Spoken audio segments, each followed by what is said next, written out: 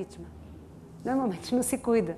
A gente precisa cuidar do trauma que ficou com a vítima, ouvir a vítima, dar o tratamento, acolher a vítima e dar o tratamento para o outro, porque às vezes o outro também é uma vítima. E ele foi agressivo, porque então a gente precisa atender. E não ficar, tá vendo? Os direitos humanos só dá atenção para o agressor e a vítima. Não, cuida da vítima e vai tentar entender o que aconteceu. E aí, depois que cuidou dessa fatalidade, que foi a violência, a gente vai tentar dialogar para ver se é possível estar diante de um conflito. Qual é o conflito? Essa daqui não quer mais saber dele, porque se sentiu ferida na sua ofensa, não sei o quê, tratou paralelamente, então vamos ver se eles querem ser mediados. E ela pode se colocar na sua angústia, na sua mágoa, e ele também colocar o que aconteceu, o que levou ele, para ver se os dois conseguem restaurar a sua relação naquele ambiente, porque senão a gente não vai conseguir modificar a menina ferida de mal do menino que foi o provocador, e aí a escola cumpriu seu papel de promover o diálogo? Não. Então a gente não pode só tratar e pronto, suspensão e acabou. Não, tem que tentar verificar se a gente é capaz de restaurar. E para isso, a gente precisa ter um programa organizado, com um plano, pessoas formadas para fazer essa mediação. Inclusive, é possível que crianças possam ser também mediadores quando envolve criança o problema, a briga. Ele pegou meu brinquedo, tá, vamos chamar para mediação. Vamos ver como que a gente pode resolver isso. É possível também, na dimensão, né, criança mediando o conflito de criança, e não adulto, porque senão a gente reproduz aquela velha historinha bobinha, mas vocês já ouviram falar, eu acho, da laranja? Do menino que está chorando, que quer a laranja. A menina, a irmã, chora que quer a laranja. E só tem uma laranja, eles estão brigando, e a mãe para. Chega! Dá aqui essa laranja. Pega a laranja, metade para cada um. E eles começam a chorar mais ainda. Porque ele fala assim, mas mãe, eu queria a casca inteira para fazer um trabalho de escola. E a menina queria chupar a laranja. Então, se a mãe tivesse preparada para ouvir as partes, ela poderia contribuir para que eles pudessem dar a solução, e não ela, a solução dela que não foi adequada. Então, a gente precisa entrar urgente para exercer esse papel e multiplicar esse papel, não ficar só a cargo da diretora, que a diretora costuma ficar com essa tarefa, né? Fica muito pesado. Então, distribuir um pouco essa tarefa e vai ser bom para a democracia, vai ser bom para a gente poder desenvolver isso na sociedade. A gente precisa trazer urgente, né, esse programa de mediação para as escolas. E, inclusive, tem até curso. Tem um curso, que depois eu deixo para vocês o endereço, que eu também não tenho aqui em mente. O endereço, curso de mediação de conflitos, que pode ser feito à distância, num programa que foi feito com o ITS, Instituto de Tecnologia Social, e a Secretaria de Direitos Humanos, Ministério. Então é possível fazer curso, é aberto para... Muito bom poder passar o endereço para vocês, tá? Depois. Que é legal que mais pessoas possam estar desenvolvendo.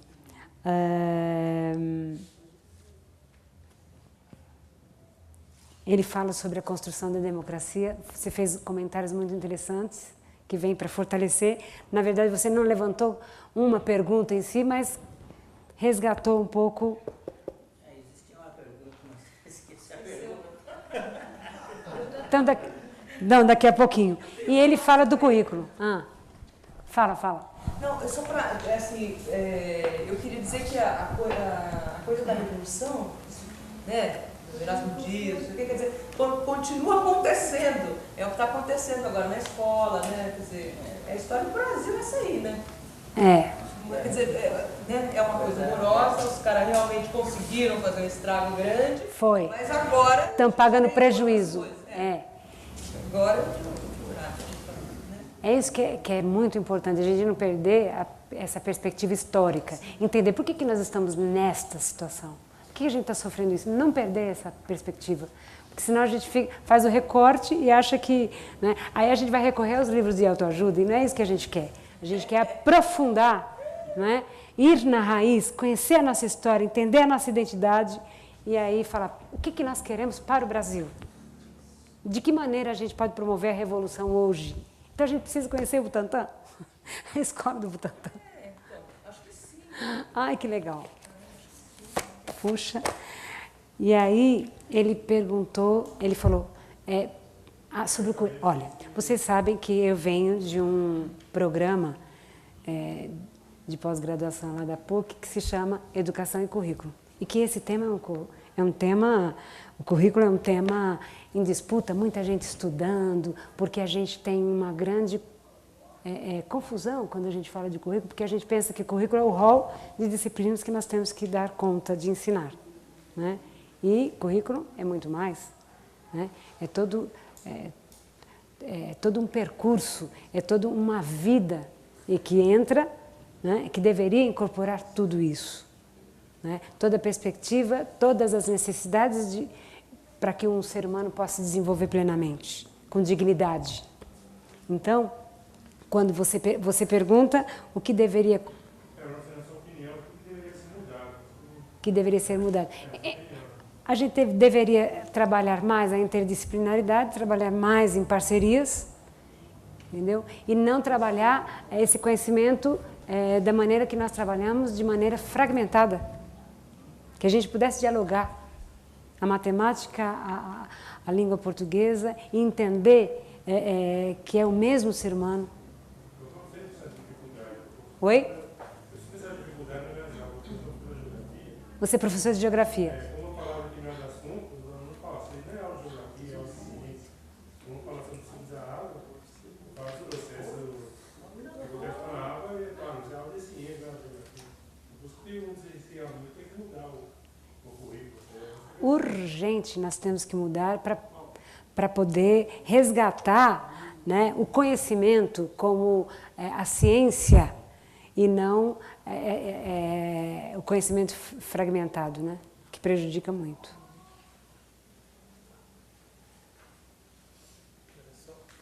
Oi? Eu queria passar o microfone aqui para falar. Sobre o retiro, tudo bem? Pronto? Boa noite, é um prazer estar aqui. Meu nome é Nadege, eu também sou professora da rede pública, no mesmo colégio que o professor estadual aqui. Ou municipal? Estadual. E aí é bastante interessante até ver você falando um pouco assim da municipal, que é uma realidade que eu não conheço e é bem diferente no estado. As coisas diferem bastante de município para estado, né? Aí quando tem essa fala de pessoas que vivem na municipal, a gente até, né, fica assim, né, nossa, bem diferente, né? A realidade da escola estadual é bem mais, eu acho que é bem mais complicada. A estadual? E assim, por exemplo, você está falando da questão do mediador, né? Esse ano, nas escolas estaduais, devido ao grande número de denúncias e que até mesmo de forma, não sei se é sensacionalista ou não, mas esses problemas acabaram aparecendo na mídia, né? Esses problemas da violência escolar, escolas sendo depredadas, professores sendo feitos reféns, né? Uma escola aí tradicional mesmo, da região central de São Paulo, que apareceu bastante no noticiário. E até por conta disso, eu acredito que o secretário de Educação viu-se, de repente, numa situação que ele foi obrigado, acredito, a tomar alguma medida, a fazer alguma coisa que até então estava sendo ignorada, apesar dos gritos, das reclamações, das queixas dos professores em diversos níveis aí hierárquicos, né? Então, primeiro, resolveram tratar o caso como questão de polícia. Mas eu acredito que verificaram que o problema sairia muito caro para os cofres públicos, que era questão de instalar câmeras, fazer uma linha direta da escola com a delegacia não sei da onde, né? Queriam tratar meio que o caso meio como uma questão policial. Mas eu acho que isso aí foi revisto e agora começaram as inscrições esse ano para professores mediadores, né? Então, em muitas escolas estaduais agora tem um professor mediador. O professor não é da própria escola, ele é trazido de uma outra unidade para atuar na nossa escola mesmo, no caso, tem um professor mediador. Ele veio de uma outra unidade para atuar ali. Ele passa por um treinamento, né, para receber as orientações, como que ele deve conduzir esse processo dentro da unidade escolar. Isso foi... Estamos ainda na experiência. Não sabemos como isso, né, vai se configurar lá para frente, né? Então, já está tendo essa questão. Eu acho que alguém foi lá e deu essa dica, né? Aí, não vamos tratar um caso de polícia, vamos botar um professor mediador, né? Então, já está tendo essa questão do mediador de conflitos. Só para, assim, não sei se você sabia disso, né? Estou só comentando aqui.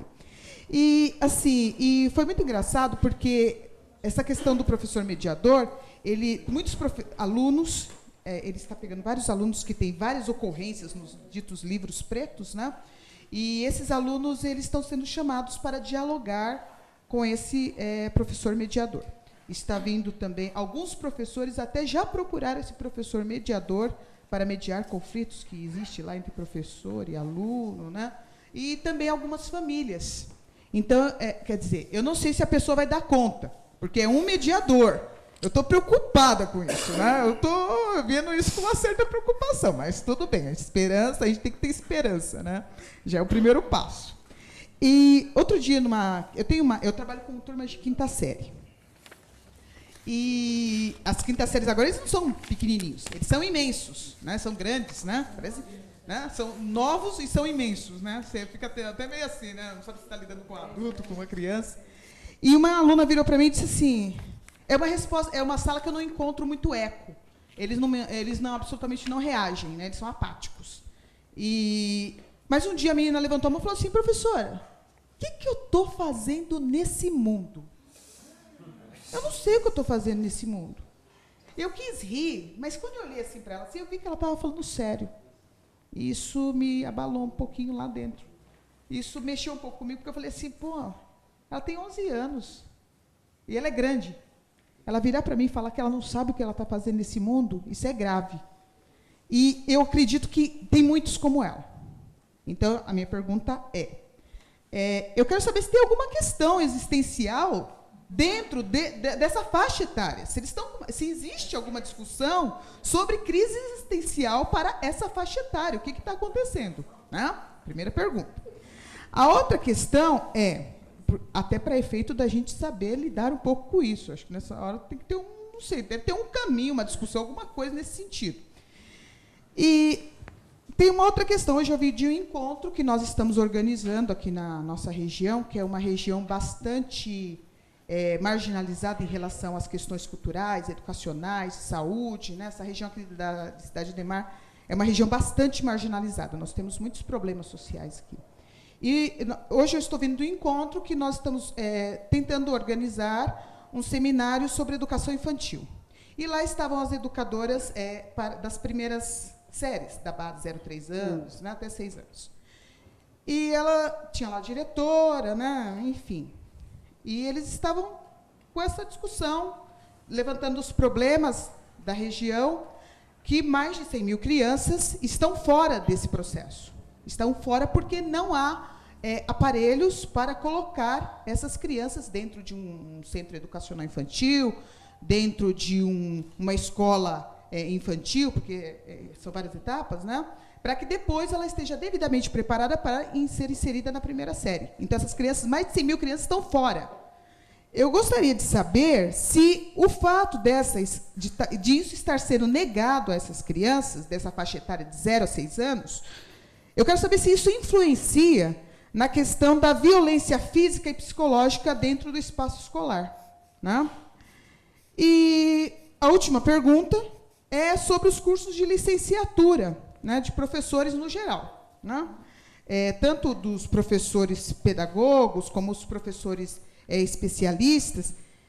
Eu não sei se, como a senhora é professora lá da PUC, né, e também deve conhecer outros profissionais de outras faculdades, eu gostaria de saber se isso, nos cursos de licenciatura, se está tendo essa discussão com esses novos profissionais, se isso está acontecendo, porque quando eu me formei em licenciatura, sinto muito, essa discussão absolutamente não apareceu, né? Então, é isso.